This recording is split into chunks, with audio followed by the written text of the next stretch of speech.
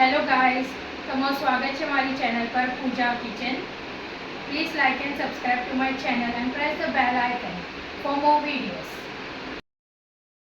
આપણે બનાવશું ફાડા લાપસી. એની માટે આપણે 1 વાટકી ફાડા લીધા છે. એ જ માપથી આપણે 3 ગુના પાણી લીધું છે, એટલે 3 વાટકી પાણી લીધું છે. અને અડધી વાટકી સાકર. સાકરનો તમે ખાતા હોય તો ગોળ બી યુઝ કરી શકો છો. અને સાથે આપણે ડ્રાયફ્રૂટ્સ લીધા છે, કાજુ, બદામ અને દ્રાક્ષ, ઇલાયચીનો પાવડર અને 3 ચમચી ઘી.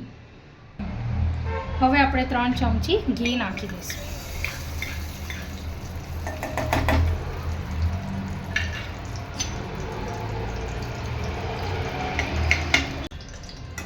આપણે જોઈ શકીએ છીએ આપણું ઘી મેલ્ટ થઈ ગયું છે. હવે આપણે 1 વાટકી ફાડા નાખી દઈશું. હવે આને સરસ રીતે આપણે મિક્સ કરી દેવાનું છે. આને થોડું ગોલ્ડન બ્રાઉન થવા દેવાનું, ત્યાં સુધી આપણે આને સરસ રીતે શેકી લઈશું. આપણે હમણાં જોઈ શકીએ છીએ આનો કલર કેટલો લાઇટ છે. પછી આ થોડી વાર પછી આપણે ગોલ્ડન બ્રાઉન કરી નાખવાનું છે. સાઈડમાં આપણે પાણી ગરમ થવા બી મૂકી દીધું છે. હવે આપણે ડ્રાયફ્રૂટ્સ બી થોડા રોસ્ટ કરી લીધા છે ઘીમાં. આપણે જોઈ શકીએ છીએ હવે આપણો કલર સરસ ચેન્જ થઈ ગયો છે, ગોલ્ડન બ્રાઉન. હવે આપણે આમાં પાણી ગરમ કરેલું પાણી નાખી દઈશું.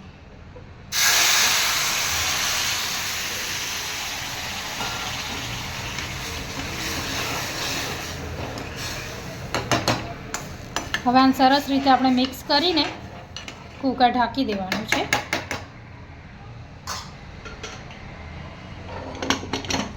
અને આમાં આપણે 5 સીટી આવવા દેવાની, એટલે આપણું સરસ ચડી જશે. હવે આપણી હવા નીકળી ગઈ છે. હવે આપણે ખોલીને ચેક કરી લઈશું કે આપણા ફાડા ચડી ગયા છે નહીં. આપણે જોઈ શકીએ છીએ કે આપણા કેવા દાણેદાર ફાડા થયા છે. હવે આપણે ચેક કરી લઈએ. તમે જોઈ શકો છો સરસ રીતે મેશ થાય છે, એટલે આપણા સરસ રીતે ચડી ગયા છે. હવે આપણે આમાં સાકર નાખી દેવાની છે. હવે આપણે ધીમો ગેસ ચાલુ કરી દઈશું.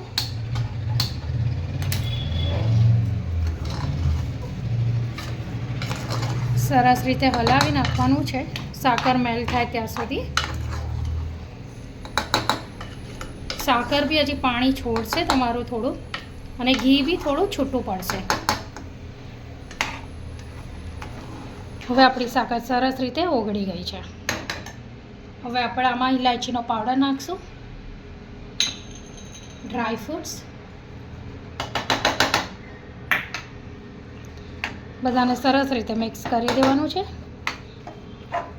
બસ આને 5 મિનિટ આપણે રહેવા દઈશું, એટલે ઇલાયચીનો પાવડરની સુગંધ અને ટેસ્ટ સરસ રીતે આવી જશે.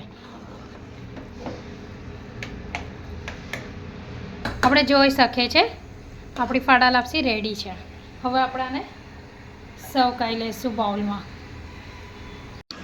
હવે આ રેડી થઈ ગઈ છે આપણી ફાડા લાપસી.